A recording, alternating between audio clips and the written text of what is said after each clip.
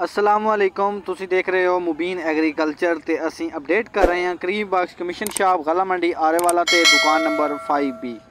अज गला मंडी आरेवाला दे तमाम ज़रे अजनास दे रेट तमाम किसान भाइयों नाल शेयर कर सी। सुबह सवेरे का टाइम है, फर्स्ट टाइम वीडियो बनाई है, बोली वगैरह हो रही है।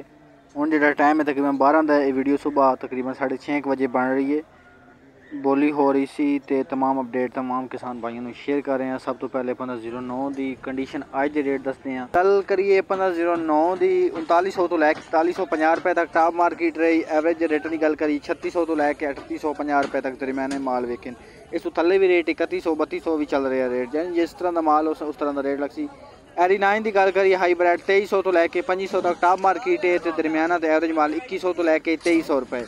इस बाद एरी6 2100 तो लैके 2200 रुपये टॉप मार्केट है। एवरेज रेट की गल करिए 1800 तो लैके 2000 रुपये तक विकया है। मकई 2800 तो लैके 2950 रुपये तक टॉप माल विकया है, तो एवरेज जोड़ा है वो 2300 तो लैके 2400 तक वंडा क्वालिटी फरोख्त हुई है। गल करिए सरसों की 6200 तो लैके 6700 अज विकी है। सरों तो हासलपुर के अंदर जी सरों है वो 6900 तो लैके 7000 तक विकी है। कनोला जो 8000 तो लैके 8050 रुपये तक फरोख्त होना। जी कपाह की गल करिए फुटी जी 7800 तो लैके 8250 रुपये तक रहीम यार खान है जो अज फरोख्त हुई है। तो गला मंडी अराइवल कोई नहीं, तो जी टॉप मार्केट है वो 8350 रुपये तक है। देसी कपाह 11000 तो लैके 12000 तक विकती पई है। गवारा जो 7000 तो लैके 7050 रुपये तक।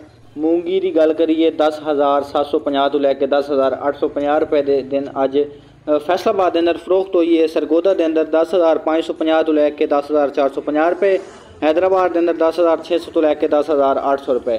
बाजरा 2900 तो लैके 3050 रुपये तक फरोख्त होया। मार्केट रेट है लाला मूसा के अंदर 3225 तो लैके 3250 तक फरोख्त होया। इस फैसलाबाद के अंदर 3150 तो लैके 3200 तक फरोख्त होया। बरसीन की मार्केट रेट कल हैदराबाद के अंदर एक कंटेनर जो सेल होया तकरीबन वो 30,000 रुपये फी मन के हिसाब नाल विकया है। तो काले चने की गल करिए 12900 तो लैके 12950 रुपये तक, तो चने के अंदर काफ़ी तेज़ी नज़र आ रही है। इस तो बाद गल करिए तिलों की टॉप मार्केट 10,500 रुपये तो लैके 11,200 रुपये मार्केट थोड़ी जी कमी नज़र आ रही है। लेकिन अगर तिल थोड़े साफ सुथरे VIP टॉप क्वालिटी होवे तो वो थोड़े तिल 13,000 विक जाते हैं। मगर इस तरह के तिल गला मंडी कभी नहीं आते। अगर आन भी सही बहुत ही कम और थोड़ी मकदार चाहते हैं। ज़्यादातर जो रेट हैं एवरेज इस तरह का माल आ रहा है वो है तकरीबन 10,500 तो लैके 11,200 रुपये। तो गंदे यानी कि जो मंदा खराब माल है वो 7,000 तो लैके 9500 तक मार्केट है।